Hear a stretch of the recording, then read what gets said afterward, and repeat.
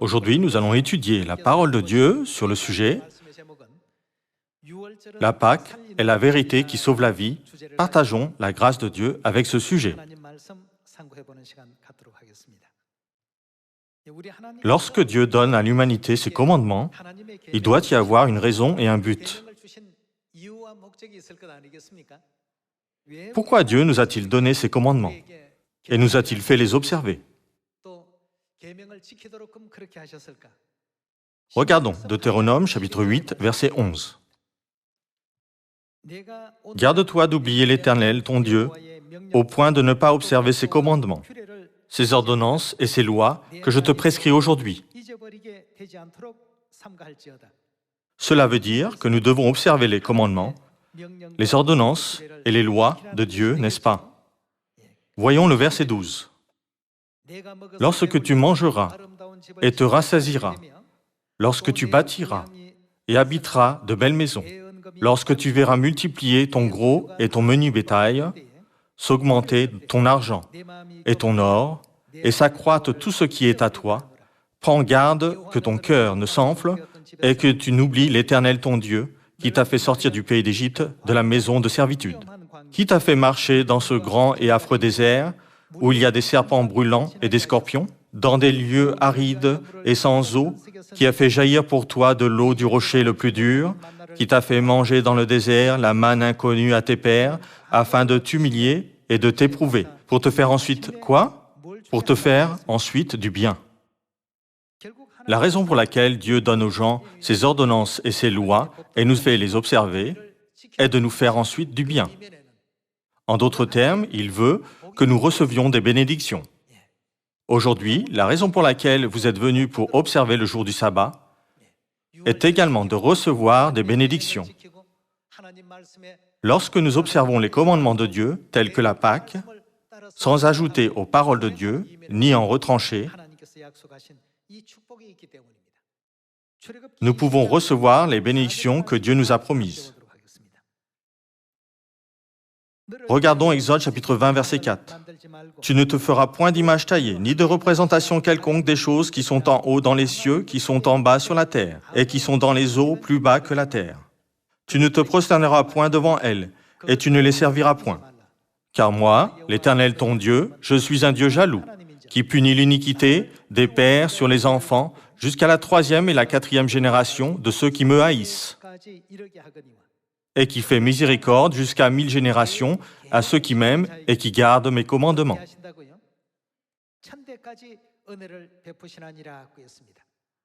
En d'autres termes, Dieu accordera des bénédictions même jusqu'à 1000 générations. Dieu veut bénir ceux qui gardent ses commandements. Telle est la volonté de Dieu derrière ses commandements. C'est pourquoi tous nos membres de Sion se présentent devant Dieu en ce jour de sabbat pour rendre le culte à Dieu et lui demandent des bénédictions. Cependant, comme vous voyez la situation de nombreux pays autour de nous, ils ne sont pas dans cette bénédiction, que c'est pitoyable. Comme vous le savez bien, le coronavirus est grave en Chine. Selon les informations, 1500 personnes sont déjà mortes. 65 000 personnes ont été testées positives et environ 2000 d'entre elles sont dans un état grave. En entendant ces nouvelles chaque jour, je ne peux m'empêcher de penser « Pourquoi Dieu nous a-t-il accordé la vérité de la Pâque en cette époque ?»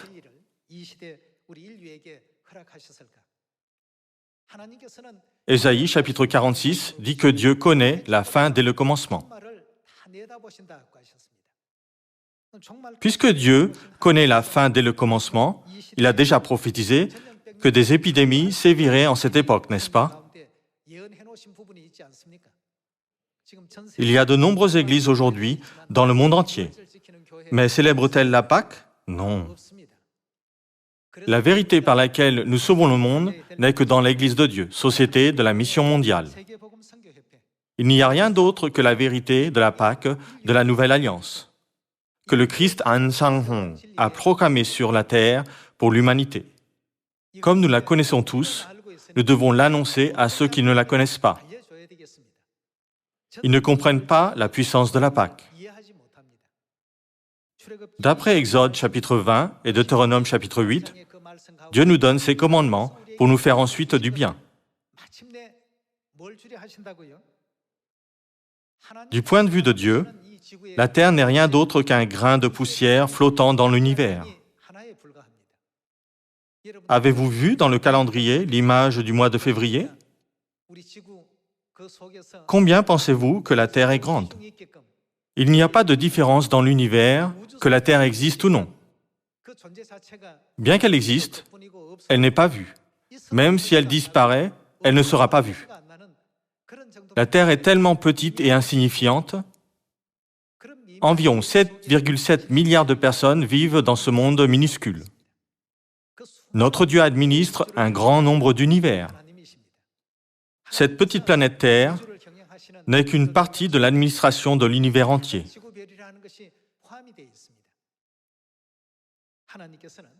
Dieu a mis ses grands enseignements dans la Bible et afin de nous bénir, toute l'humanité, il a établi ses lois et ses ordonnances.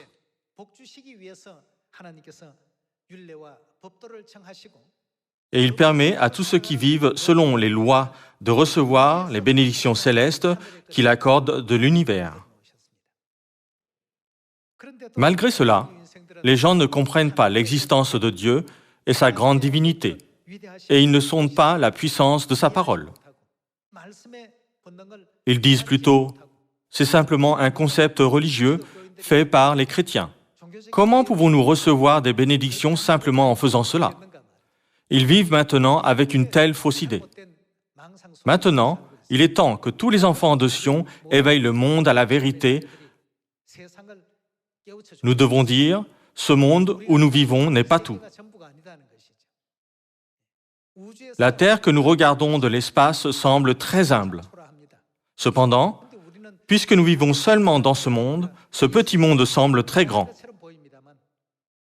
Mais la Terre, si elle est vue du royaume de Dieu, est très petite et insignifiante. Ce n'est rien. Le commandement de la Pâque que Dieu a établi avec les gens vivant dans le village planétaire peut être rompu par les gens, mais jamais par Dieu. En sondant la volonté de Dieu qui nous accorde la Pâque, ouvrons Hébreux chapitre 9. Hébreux chapitre 9, verset 27. Et comme il est réservé aux hommes de mourir une seule fois, c'est déjà réservé. Certains quittent le monde un peu plus tôt, et d'autres quittent après avoir joui d'une plus longue vie. La différence est s'ils quittent aujourd'hui ou un an plus tard. Tous les êtres humains, une fois nés, sont destinés à mourir. Cela veut dire que c'est un processus essentiel que tout le monde doit suivre. Mais Dieu a dit que nous devons nous préparer pour le monde à venir après cela. Une fois nés sur la terre, tous doivent quitter ici un jour. Dieu nous a fait tous exister sur la terre pendant une période limitée. Par conséquent, en vivant sur la terre, nous devons nous préparer pour le monde futur où nous irons. Dans le processus de vivre sur la terre, nous voyons des gens souffrant des désastres. Certains recevant des bénédictions, certains étant riches et certains étant pauvres. Divers types de gens vivent dans ce petit village planétaire. Mais une fois nés sur la terre, tous ne peuvent s'empêcher de faire face au moment de quitter ce monde, n'est-ce pas?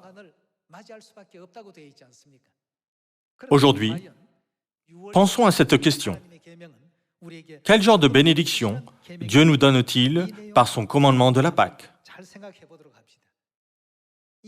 Par la Pâque, Dieu nous protège des désastres.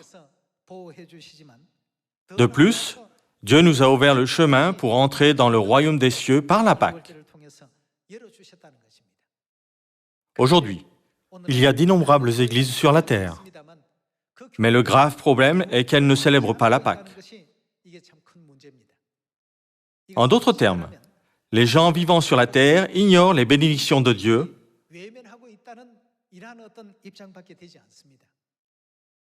Nous devons donc leur annoncer cela et leur enseigner cela. Ne devrions-nous pas leur enseigner en disant « Dieu nous a donné cet enseignement » Récemment, environ 1500 personnes ont été tuées par le coronavirus à Wuhan, en Chine. Nous ne savons pas comment cela se passera désormais. À cause de cela, l'économie mondiale et l'économie coréenne sont stagnantes. De plus, les pays qui leur sont liés sont tous affectés par la stagnation. À cette occasion, nous devons prêcher la vérité de la Pâque à plus de gens. Puisque Dieu a promis de nous bénir et de nous sauver des désastres par la Pâque, nous devons tous être protégés par Dieu et obtenir de l'aide de lui. Confirmons ce que Dieu nous a promis dans Exode chapitre 12. Verset 10. Vous n'en laisserez rien jusqu'au matin, et, s'il en reste quelque chose le matin, vous le brûlerez au feu. Quand vous le mangerez, vous aurez vos reins sains, vos souliers aux pieds et votre bâton à la main. Et vous le mangerez à la hâte, c'est la Pâque de l'Éternel. Cette nuit-là, je passerai dans le pays d'Égypte, et je frapperai tous les premiers-nés du pays d'Égypte, depuis les hommes jusqu'aux animaux, et j'exercerai des jugements contre tous les dieux de l'Égypte, je suis l'Éternel. Le sang vous servira de signe sur les maisons où vous serez.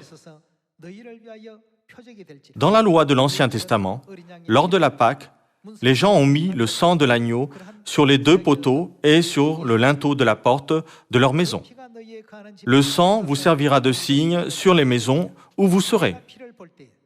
Je verrai le sang de l'agneau de la Pâque, et je passerai par-dessus vous, et il n'y aura point de plaie qui vous détruise. Quand je frapperai le pays d'Égypte, vous conserverez le souvenir de ce jour, et vous le célébrerez par une fête en l'honneur de l'Éternel. Vous le célébrerez comme une loi perpétuelle pour vos descendants. Dans Exode chapitre 12, Dieu a mis l'histoire qui s'est passée au temps de Moïse il y a environ 3500 ans. Qu'est-il arrivé à toutes les maisons qui ont célébré la Pâque? Le désastre est passé par-dessus elles. Le premier-né des familles égyptiennes qui n'ont pas célébré la Pâque est mort. Alors, que nous disent ces cas et pourquoi sont-ils écrits dans la Bible? L'Égypte représente ce monde pécheur. Dieu explique une situation globale à travers un certain cas qui s'est produit en Égypte, en comparant les Israélites qui ont célébré la Pâque et les Égyptiens qui ne l'ont pas célébrée. En ce qui concerne les familles qui ont célébré la Pâque, Dieu a fait passer les anges destructeurs par-dessus les maisons qui avaient le sang. Mais les Égyptiens ne l'ont pas célébré, en pensant, simplement en mettant le sang de l'agneau sur les 2 poteaux et sur le linteau de la porte, pouvons-nous vraiment échapper au désastre? Parce qu'ils avaient également leur propre Dieu, et ils croyaient que leur Dieu les sauverait. C'est ainsi qu'ils ont ignoré le commandement de Dieu et lui ont désobéi. Alors, y avait-il des maisons égyptiennes qui ont surmonté le désastre sans célébrer la Pâque? Il n'y avait pas une seule maison. C'est ainsi que Pharaon a été forcé à libérer les Israélites de la servitude par la puissance de la Pâque il y a environ 3500 ans.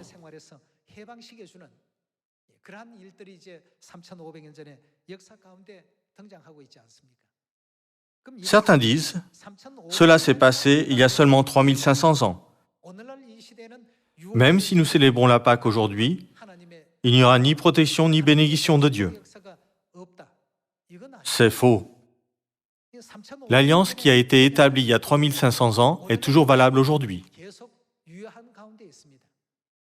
Elle fait passer tous les désastres. Par la puissance de la Pâque, Dieu nous protégera de tous les désastres qui se produisent dans ce village planétaire qui est représenté comme l'Égypte pécheresse. Dieu l'avait déjà montré à tout le monde à travers l'incident qui s'est produit en Égypte. Jetons un œil à Psaume chapitre 91. Psaume chapitre 91, verset 1. Celui qui demeure sous l'abri du Très-Haut repose à l'ombre du Tout-Puissant. Je dis à l'Éternel, mon refuge et ma forteresse, mon Dieu, en qui je me confie, car c'est lui qui te délivre du filet de l'oiseleur, de la peste et de ses ravages. Il te couvrira de ses plumes et tu trouveras un refuge sous ses ailes. Sa fidélité est un bouclier et une cuirasse. Tu ne craindras ni les terreurs de la nuit, ni la flèche qui vole de jour, ni la peste qui marche dans les ténèbres, ni la contagion qui frappe en plein midi. Que 1000 tombent à ton côté et 10 000 à ta droite, tu ne seras pas atteint.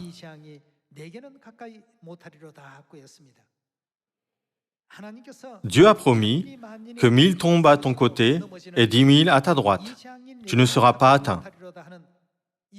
Et cette promesse a déjà été donnée il y a 3500 ans lors de la Pâque en Égypte.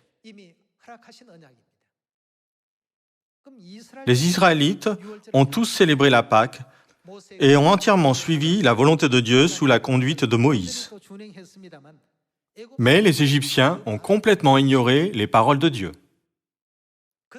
Que les gens ignorent ou non les paroles de Dieu, notre mission en cette époque est de les leur annoncer, n'est-ce pas? Il y a d'innombrables églises chrétiennes dans le monde, mais elles ne célèbrent pas la Pâque qui apparaît dans la Bible. C'est tellement triste. Jésus a célébré la Pâque, Pierre l'a célébrée, et le célèbre apôtre Paul l'a célébrée.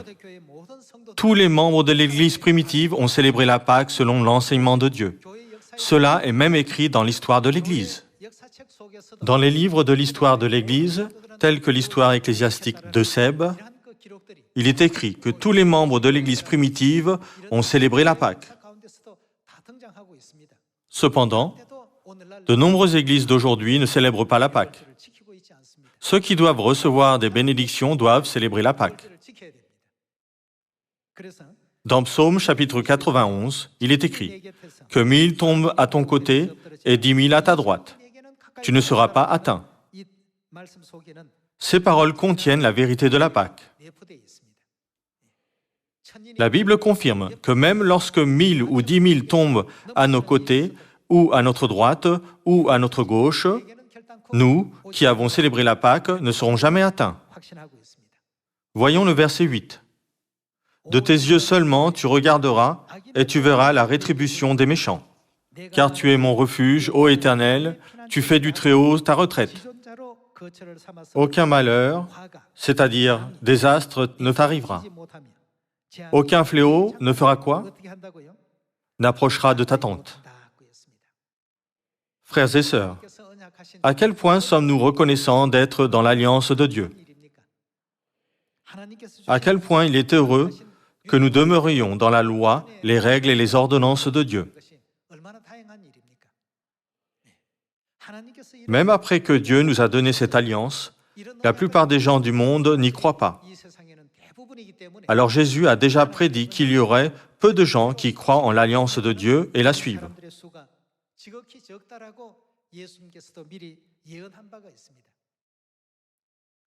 Alors, comment la Bible explique-t-elle ce chemin? La Bible explique que c'est un chemin resserré et une porte étroite, n'est-ce pas? Il semble que le chemin que beaucoup de gens prennent soit le bon chemin. Mais ça ne marche pas comme ça dans le monde spirituel. À quel chemin Dieu nous a-t-il menés? Lorsque Jésus, qui voit la fin dès le commencement, a prévu comment les gens sur la terre seraient en cette dernière époque, il y avait beaucoup plus de gens qui n'obéissent pas aux paroles de Dieu que ceux qui y obéissent. C'est pitoyable. Cependant, ne devrions-nous pas éveiller le monde et lui enseigner jusqu'au dernier moment que Dieu a fixé? Nous devons enseigner et prêcher correctement pour sauver nos voisins, nos familles, nos proches et nos amis, en disant « Recevons tous la bénédiction de Dieu ». Ce faisant, nous devons entrer dans le royaume des cieux tous ensemble.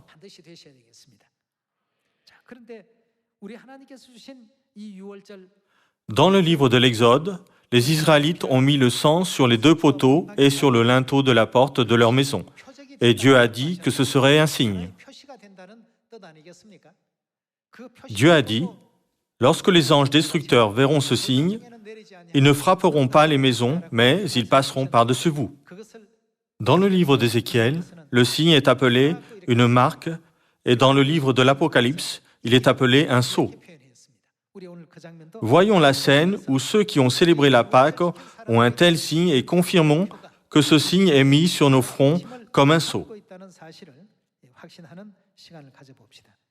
Voyons Ézéchiel, chapitre 9, verset 3. La gloire du Dieu d'Israël s'éleva du chérubin sur lequel elle était et se dirigea vers le seuil de la maison. Et il appela l'homme vêtu de lin, et portant une écritoire à la ceinture, l'Éternel lui dit, « Passe au milieu de la ville, au milieu de Jérusalem, et fais quoi? Une marque sur le front des hommes qui soupirent et qui gémissent à cause de toutes les abominations qui s'y commettent. » Et s'adressant aux autres, en ma présence, il dit, « Passez après lui dans la ville et frappez, que votre œil soit sans pitié, et n'ayez point de miséricorde. Tuez, détruisez les vieillards, les jeunes hommes, les vierges, les enfants et les femmes, mais n'approchez pas de qui? De quiconque aura sur lui la marque, et commencez par mon sanctuaire. » Ils commencèrent par les anciens qui étaient devant la maison.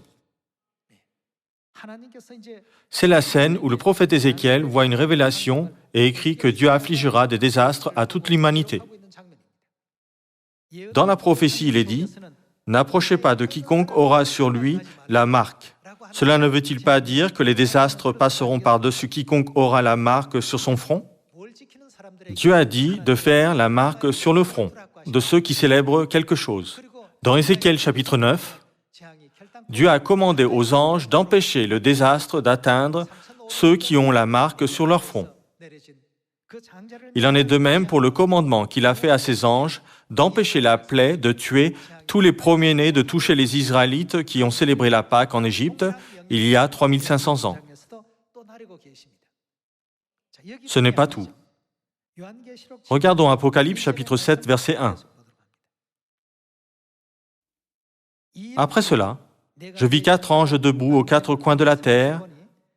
Ils retenaient les 4 vents de la terre, afin qu'il ne souffle point de vent sur la terre, ni sur la mer, ni sur aucun arbre. Prophétiquement, le vent représente la guerre, si vous regardez Jérémie chapitre 25 et Daniel chapitre 7.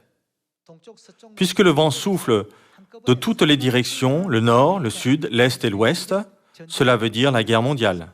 Dans Ézéchiel chapitre 9, Dieu a commandé de faire une marque sur le front des gens avant qu'un tel désastre se produise. Et ici, dans Apocalypse, Dieu commande de marquer du sceau le front des gens afin qu'ils puissent échapper au désastre. Voyons le verset 2. « Et je vis un autre ange qui montait d'où? Du côté du soleil levant et qui tenait le sceau du Dieu vivant. Il cria d'une voix forte aux 4 anges à qui il avait été donné de faire du mal à la terre et à la mer, et il dit, « Ne faites point quoi? Ne faites point de mal à la terre, ni à la mer, ni aux arbres, jusqu'à ce que nous ayons marqué du sceau le front des serviteurs de notre Dieu. » Faire du mal signifie infliger des désastres, n'est-ce pas? Dieu a dit aux anges de ne pas faire de mal à la terre, ni à la mer, ni aux arbres, mais de retarder le désastre jusqu'à ce que le front des enfants de Dieu soit marqué du sceau. Les mesures de Dieu écrites dans Exode chapitre 12, dans Ézéchiel chapitre 9 et dans Apocalypse chapitre 7 sont toutes prises dans la situation du désastre. Voyons Apocalypse chapitre 9, verset 1. Le 5e ange sonna de la trompette, et je vis une étoile qui était tombée du ciel sur la terre. La clé du puits de l'abîme lui fut donnée. Et elle ouvrit le puits de l'abîme, et il monta du puits une fumée, comme la fumée d'une grande fournaise, et le soleil et l'air furent obscurcis par la fumée du puits. Des sauterelles sortirent de la fumée et se répandirent sur la terre. Et il leur fut donné un pouvoir comme le pouvoir qu'ont les scorpions de la terre. Il leur fut dit de ne point faire de mal à l'herbe de la terre, ni à aucune verdure, ni à aucun arbre, mais seulement aux hommes qui n'avaient pas quoi? N'avaient pas le sceau de Dieu sur le front. Que fait Dieu sur le front de son peuple? Dieu fait une marque sur le front de son peuple par les anges. Quelle est la marque? Au temps de Moïse, il y a 3500 ans, comme un signe, le sang de l'agneau de la Pâque a été mis sur les 2 poteaux et sur le linteau de la porte des maisons qui croyaient en Dieu. Cependant, dans les derniers jours, Dieu a laissé son peuple manger la chair du Fils de l'homme et boire le sang du Fils de l'homme afin qu'il puisse avoir un sceau. La Pâque est la vérité absolument nécessaire en cette époque, donc Jésus a désiré vivement célébrer la Pâque. Voyons la scène dans Luc chapitre 22, verset 7. Le jour des pains sans levain, où l'on devait immoler la Pâque, arriva. Et Jésus envoya Pierre et Jean en disant, « Allez nous préparer la Pâque afin que nous la mangions. » Jésus a ordonné, « Préparez-vous à célébrer la Pâque. » Puis Pierre, Jean ont fait ce que Jésus leur avait ordonné. Verset 13. Ils partirent et trouvèrent les choses comme il leur avait dit, et ils préparèrent quoi? La Pâque. Voyons le verset 14. L'heure étant venue, il se mit à table et les apôtres avec lui. Il leur dit, « J'ai désiré vivement faire quoi? Manger cette Pâque avec vous avant de souffrir. » Jésus aurait pu simplement dire, « J'ai désiré manger cette Pâque avec vous. » Mais il a souligné, « J'ai désiré vivement manger cette Pâque. » Ici, nous pouvons comprendre à quel point Jésus a voulu manger la Pâque avec ses disciples. Allons au verset 19 et voyons comment il a mangé la Pâque. Ensuite, il prit du pain, et après avoir rendu grâce, il le rompit et le leur donna en disant, « Ceci est mon corps qui est donné pour vous. Faites ceci en mémoire de moi. » Il prit de même la coupe, remplie du vin de la Pâque, après le souper, et le leur donna en disant, « Cette coupe est quoi? La nouvelle alliance en mon sang qui est répandue pour vous. »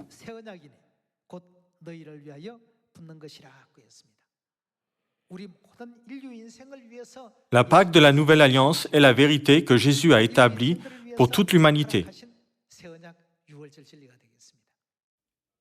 Nous pouvons donc voir la scène où Jésus souligne à plusieurs reprises, « J'ai désiré vivement manger cette Pâque, célébrer la Pâque avec vous. »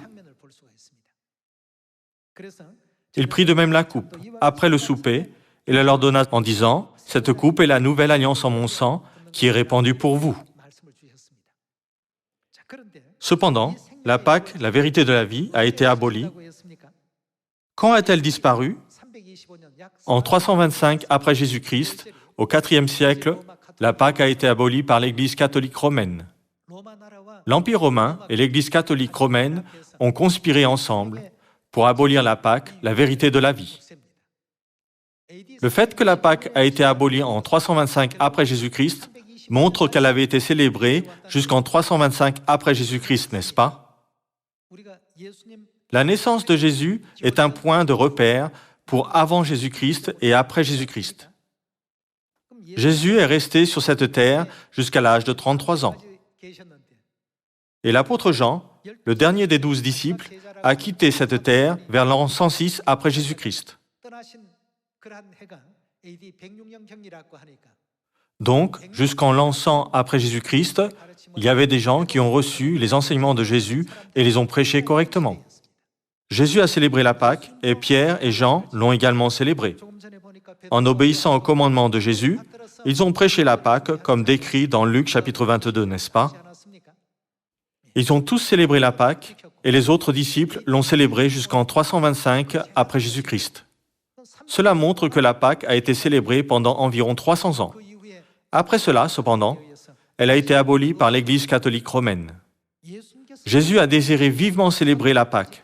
Il a également enseigné à ses disciples à la célébrer, en disant, « Je vous ai donné un exemple afin que vous fassiez comme je vous ai fait, n'est-ce pas? » Regardons Jean chapitre 13. Non seulement la Pâque, mais tout ce que Jésus a fait était l'exemple à suivre. Chapitre 13, verset 15. Car je vous ai donné quoi? Un exemple, afin que vous fassiez comme je vous ai fait. Jésus nous a donné l'exemple de célébrer la Pâque. Cela montre que nous devons également la célébrer, n'est-ce pas? La Bible décrit la scène où l'apôtre Paul souligne fortement que la Pâque est la vérité qui ne doit pas être abolie. Regardons 1 Corinthiens chapitre 11, verset 23. Car j'ai reçu de qui? Du Seigneur, ce que je vous ai enseigné. C'est que le Seigneur Jésus, dans la nuit où il fut livré, prit du pain, et, après avoir rendu grâce, le rompit et dit, « Ceci est mon corps, qui est rompu pour vous. Faites ceci en mémoire de moi. » De même, après avoir soupé, il prit la coupe et dit, « Il a pris la coupe, remplie du vin de la Pâque, et a rendu grâce. Cette coupe est quoi? La nouvelle alliance en mon sang. Faites ceci en mémoire de moi, toutes les fois que vous en boirez. » Que voulait dire Jésus en disant « toutes les fois que vous en boirez » ? Voulait-il dire que ce serait bien de le faire seulement une seule fois? Non, il voulait dire que nous devrions continuer à le faire. Faites ceci en mémoire de moi toutes les fois que vous en boirez, car toutes les fois que vous mangez ce pain et que vous buvez cette coupe, vous annoncez la mort du Seigneur jusqu'à ce qu'il vienne. Paul a dit que nous devrions continuer à célébrer la Pâque et l'annoncer jusqu'à ce que le Seigneur vienne. Voyons pourquoi nous devons célébrer la Pâque à travers 1 Corinthiens chapitre 5. Chapitre 5, verset 7. Faites disparaître le vieux levain, afin que vous soyez une pâte nouvelle, puisque vous êtes sans levain, car qui? Car Christ, notre Pâque, a été immolé. La Pâque, l'agneau de la Pâque, représente le Christ. Tout comme la plaie est passée par-dessus, les maisons avec le sang de l'agneau de la Pâque mis sur leurs portes au temps de Moïse, il y a 3500 ans, les désastres passent par-dessus ceux qui ont le sang précieux du Christ. La réalité de l'agneau de la Pâque, en cette époque, Jésus a appelé le vin de la Pâque son sang. Au temps de Moïse, Dieu a fait passer la plaie par-dessus les gens qui ont mis le sang sur les deux poteaux et sur le linteau de la porte de leur maison. Et il nous a marqués du sceau et nous a reconnus en tant que ceux qui iront au royaume des cieux par la Pâque. Nous pouvons non seulement échapper aux désastres physiques sur cette terre, mais aussi aller au monde spirituel. Frères et sœurs, cette terre n'est rien aux yeux de Dieu. Elle est aussi petite qu'un grain de sable au bord de la mer. Cependant, Dieu administre le vaste univers entier. Pensez-vous que Dieu nous demande de célébrer la Pâque parce qu'il a besoin de quelque chose de nous? Pas du tout. Dieu a préparé tout le chemin pour que nous soyons bénis et que nous jouissions de la vie éternelle et du bonheur dans le royaume éternel des cieux. En gardant cela à l'esprit, conduisons nos voisins, nos familles, nos proches, nos amis et nos collègues à participer ensemble à la sainte scène de la Pâque. Maintenant, je conclus le sermon d'aujourd'hui en espérant que vous recevrez beaucoup de grâce. Merci beaucoup.